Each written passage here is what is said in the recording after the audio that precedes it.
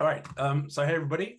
We're just doing a quick Q&A here today to talk about Pluumo and also some of the interest that's happened inbound our way as a result of our US expansion plans. So today I've got Brooks with me. So hi Brooks, and we're going to keep it super simple. Why don't you tell me a little bit about yourself and what you do?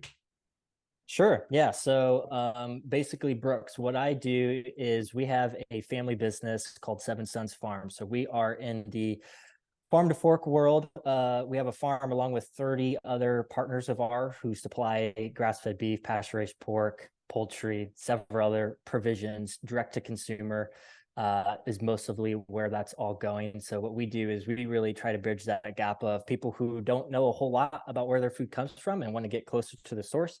We do a lot to tell that story. So it's basically an e-commerce business. We're taking orders from our website, shipping direct to consumer, really throughout the Midwest. We ship nationally, but throughout the Midwest is probably where 80% of our business is. So to date, it's a small business, but it has been growing. To date, we've got it's a family business, but there's a 30-person team strong now that makes the wheels turn and do all the things that I can't do well. So it's growing. There's probably we serve about what would be 6,000 orders per week, go out to those different service areas. Something a little bit neat that we got into about 6 years ago or so is early on as we started to scale online, sell direct to consumer, we ran into a lot of challenges as the business grew when it came to technology, because we're selling something pretty unique online, perishable foods, meat products that are sold by the weight. We've got all these unique logistics requirements. So we developed our own e-commerce and back-end fulfillment system in about 2014. Didn't think much of it, but as we started talking to other people in the industry, realized that that was a major challenge for them as well, as just scaling through technology and be able to pursue growth strategies. Technology was a big thing that would hold them back. So we started licensing that software to other businesses, farm to fork businesses like ours. I think 2016 was when we brought on, no, yeah, it would have been 2016 we brought on our first client. And we call it our accidental SaaS company at this point, because we really never envisioned it would turn out to be much. We thought we'd subsidize some costs, but the industry had a little bit of different thoughts for us. So to date, there's 450 farm to fork suppliers. So a lot of those people are farmers, ranchers. We've got fishmongers, people selling produce on that platform throughout North America, so the US and Canada. So very similar businesses. And most of those people are, again, just trying to do what we're trying to do, sell directly consumer and be able to connect more consumers with where their food comes from. That sounds great. And I think one thing I've noticed is a couple other people I'm thinking of in particular in mind, growing a business, realizing there's something missing and putting it together and suddenly realizing everyone else, has similar interests. And there's a direct conversation I want to connect you with. Well, we'll do that offline. But that obviously gives you guys really good insight, not into what you guys need to be doing and building that out, but also what's going on in the sort of the wider industry and the wider trends. So what would you say, looking at direct to consumer, farm to fork, how is it looking right now? Like, what's it been like in the last few years? Obviously, those have been quite eventful years for everyone in businesses and farming and agriculture. But what's going on previously? What's happening now? And where do you think it's going? Yeah, for sure. It's been fun because as we've started working with similar businesses to ours, the insights have been cool. We're developing a little bit of community where we can kind of all work together to share what's working well, what's not. There's kind of an overarching trend, which really I think is the genesis of how GrazeCart even got started and became the opportunity that it is. And it's really, you've seen a consumer shift in the last few decades where more consumers are having questions about where their food comes from and wanting to get some answers around the efficacy, quality of how it was raised, how's the land being treated, what kind of environmental impacts do our agriculture decisions have. And as consumers are looking to get closer connected to their food, I think if you asked a lot of people today, hey, would you rather go to the grocery store and buy your products, or would you rather buy from a local farm? Most people would say, I would like to buy from the local farm, but yet most people don't do that. Why is that? The biggest thing that we have boiled this down to is really it all comes down to convenience, because the average farm, after you've been into it for a while, can really compete with raising a high quality product. If you buy directly from the source, you're going to be able to get it, fresher product in its higher state, and then you have a greater level of confidence of where it's coming from. But the main reason why people don't do that is farms, we're located in rural areas, we're not good at marketing, logistics, and the whole business side of the supply chain. for, connecting to consumers. So convenience has been the biggest trend that we have seen in the direct-to-consumer world when it comes to farm-to-fork businesses trying to scale out, climb the value chain, and really take their business to the next level. That is the battlefield that they have to compete on, because convenience is kind of the main reason why, as there's been that consumer shift, and the market share for buying sustainable products like grass-fed beef, pastured pork, poultry, and those types of more sustainable items, that market share has grown, but farmers and direct suppliers have captured really a fraction of it. And it's because of this one thing. So that's where GrazeCart kind of comes into this picture. What we're trying to do together with the community is be able to give them the technology that they need, give them the resources and strategy that they need to be able to figure out perishable logistics, fulfillment, technology to provide a good customer experience, and really recreate, what some of these, major big box brands have entire teams and tons of resources to dedicate to. As you say, when it comes down to it, there's a lot of effort obviously put onto the farm to produce all this quality produce. And then a huge challenge beyond just finding customers and sales and the usual things is, so how do you execute that and get that product to your end client effectively? Good customer service, but also quality of standards of safety, and therefore the cold chain is really important. And that's where this conversation has kind of started and come from. So from your expert perspective, what are the challenges of cold chain logistics for a small D2C farm or brand, and what do they, how do they sort it out now, and what do you hope for in the future?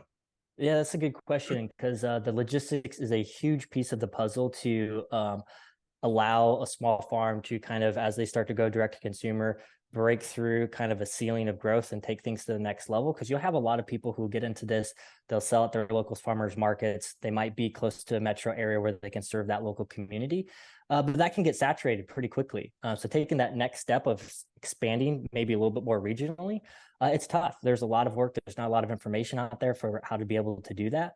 But that is definitely a trend that we're seeing, that's kind of a micro trend under that whole thing of, farms who are trying to just make themselves more convenient, more accessible, is, figuring out how can, through partnerships with logistics networks that are developing. It's been really cool to see that really progress here in the US, because there is a strong opportunity for the farm to fork industry to do what everybody else is doing and connect in a more regional basis to consumers through cold chain supply. So it's a big part of the equation for sure. And we see, especially since the pandemic, e-commerce went like this, right? Also, grocery store shelves got cleared.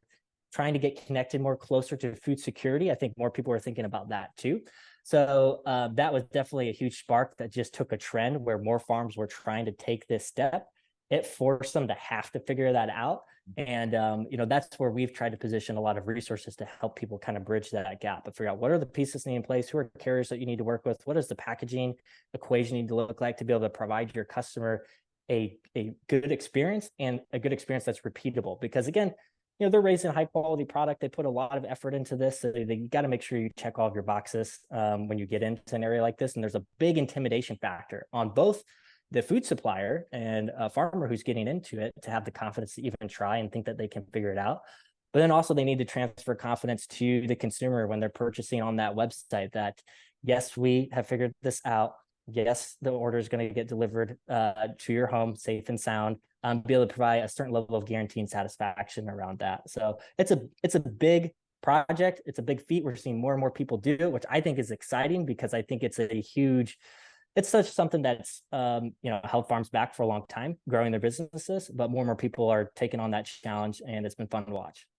And I think that's one of the exciting things also about the concept of what Pluumo is doing is it isn't just about scaling to more and more of the same deliveries, let's say, but what are the opportunities, the new ones that are coming along, the businesses that previously weren't able to do this or weren't thinking about doing it, and then giving them a solution, right? What I'd like to think is that from your client base and raising quality produce, the concepts of circular economy, the strong link we're talking about here between the produce that they're raising and feathers, obviously, where's the connection, and can they do something sensible with it so that a packaging material, high quality, excellent performance, can also help them at the end, further down the chain when it comes to delivery. So on that note, how did you guys hear about us? I think you mentioned you can't remember exactly where it popped up, probably on LinkedIn. Yeah. But what's your interest in Pluumo from a operational and sort of maybe a personal interest piece as well? Yeah, no, for sure. Yeah, I can't remember the connection. I think it was through my LinkedIn network somewhere. But the minute I saw your guys' website, dots connected for me. I really understood what you were trying to do, and it made a ton of sense. And this is a huge piece of the equation when it comes to that confidence piece. Both the food manufacturers or suppliers that we work with put a lot of thought into renewable, sustainable ways of farming. And a lot of thought goes into that. And that thinking follows all the way into the supply chain as they start to go direct to consumers. So whatever packaging is being used, a lot of thought goes into making sure, okay, well, what resources went into this? Is it sustainable practice? Is it renewable?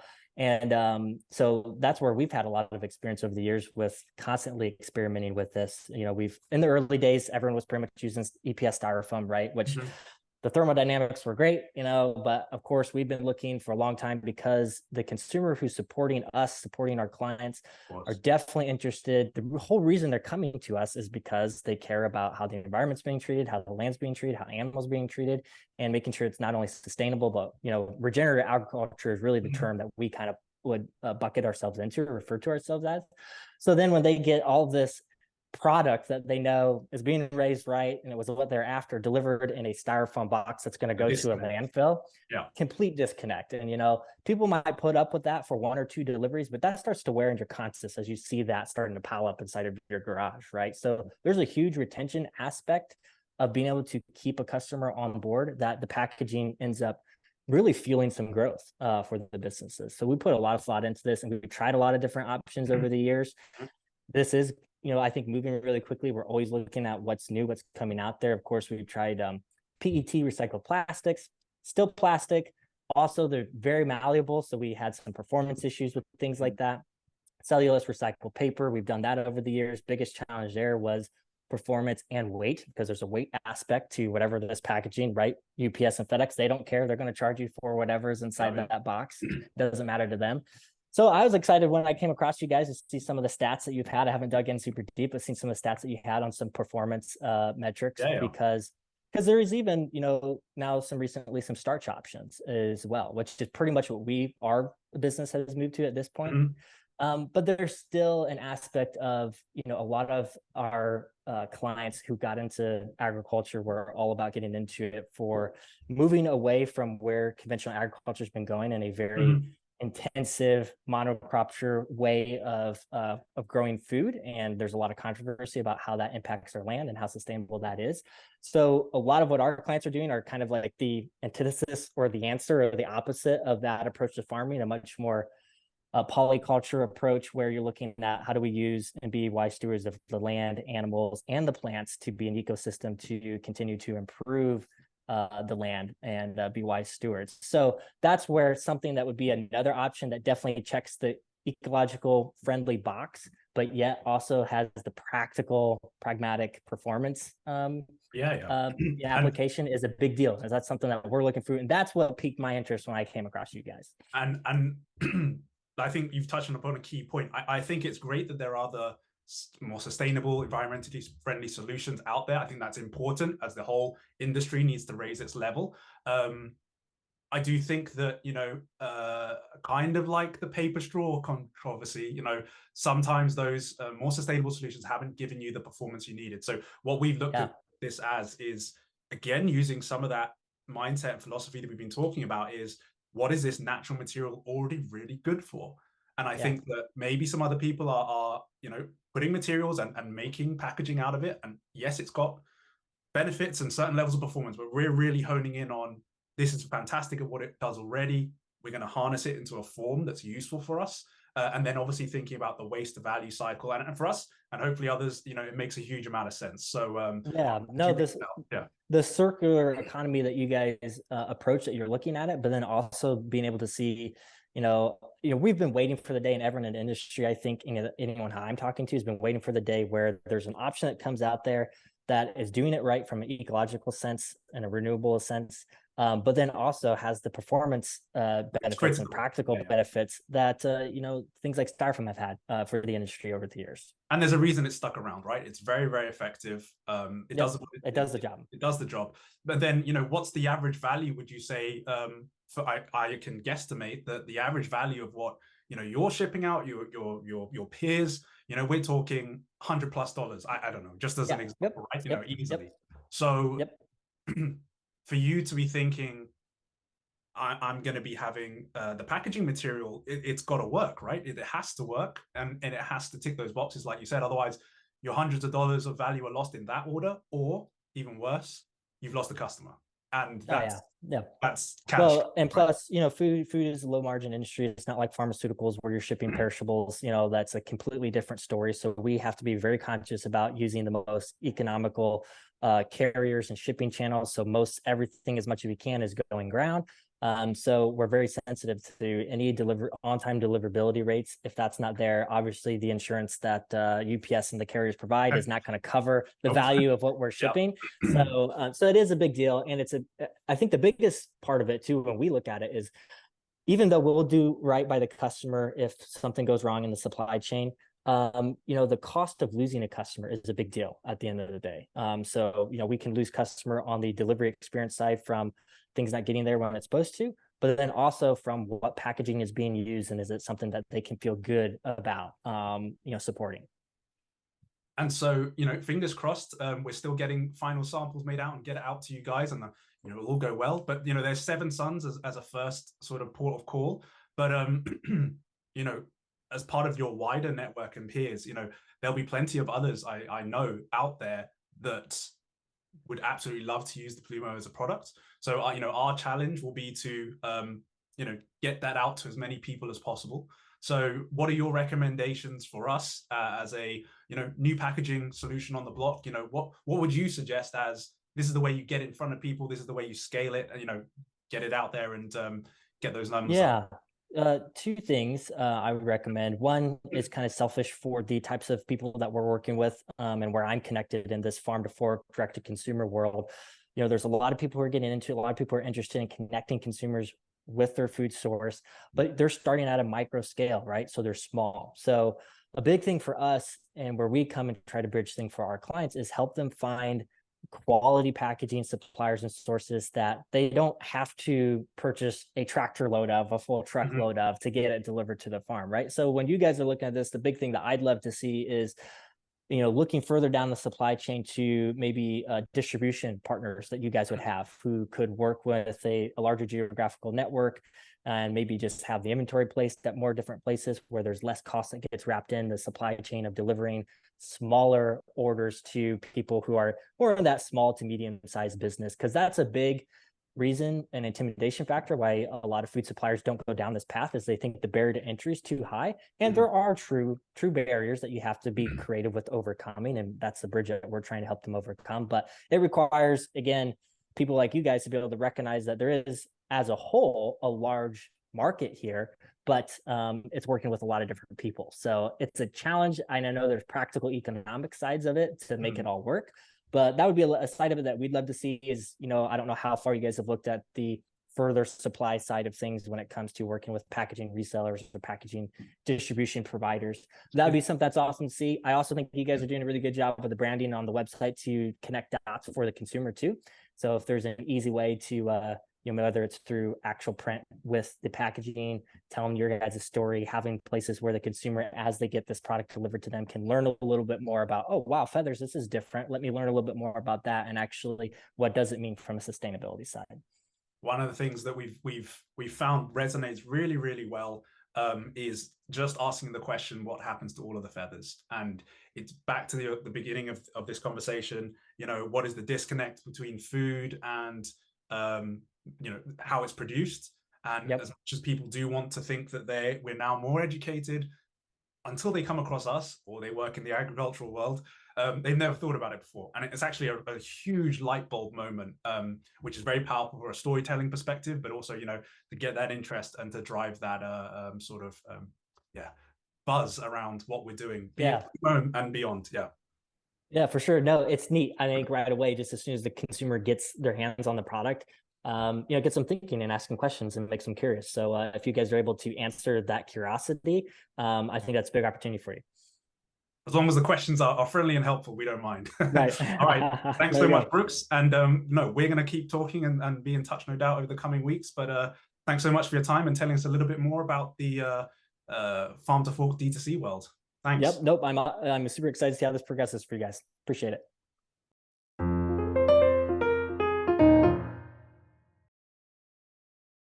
It's not going to be the most slick production thing. It's literally even see if we use the video, whether we just do a transcript. I don't know. We'll figure it out. Yeah, no worries at all. But at least you remembered to hit record. I've done podcast interviews before where we're going and we're like 10 minutes into it. I'm like, frick, I didn't hit the record button, and we start from scratch.